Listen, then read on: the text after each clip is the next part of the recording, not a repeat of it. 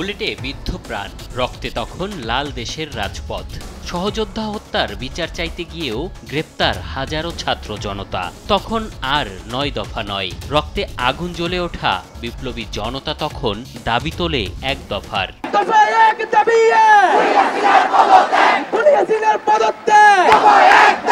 ২৪-এর ৩ August কেন্দ্রীয় শহীদ মিনার প্রাঙ্গণে জড়ো হয় লাখো ছাত্র জনতা।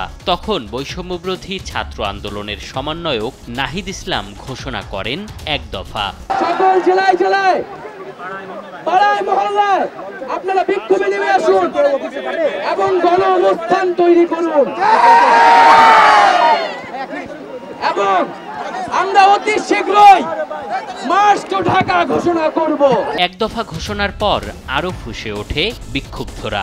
সর্বাত্মক অসহযোগ কর্মসূচিতে ১৮ জেলায় হয় ব্যাপক সংঘাত। বুলেটে বিদ্ধ হয়ে নিভে যায় আরো ১১৪টি প্রাণ।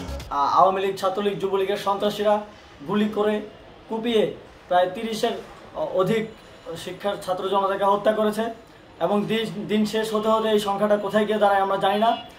এরই প্রেক্ষিতে আমরা একটি সিদ্ধান্ত নিয়েছি, আমাদের একটি জরুরি সিদ্ধান্ত মোতাবেক আমাদের যে ৬ তারিখের যেই লং মার্চ টু ঢাকা কর্মসূচি ছিল সেটিকে আমরা একদিন এগিয়ে নিয়ে এসেছি, অর্থাৎ আগামীকাল ৫ই অগস্ট সারা দেশের মুক্তিকামী জনতাকে ঢাকার উদ্দেশ্যে রওনা হওয়ার জন্য আমরা আহ্বান জানাচ্ছি। ডাক আসে গণভবন অভিমুখী লং মার্চ কর্মসূচির। প্রধানমন্ত্রী শেখ হাসিনা আজ রাষ্ট্রপতির কাছে পদত্যাগপত্র জমা দিয়েছেন এবং আমি তা গ্রহণ করেছি। ৫ আগস্ট পদত্যাগ করে পালিয়ে যায় স্বৈরাচার হাসিনা।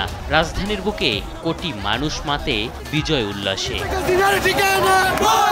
এম এ আজিম, দেশ টিভি, ঢাকা।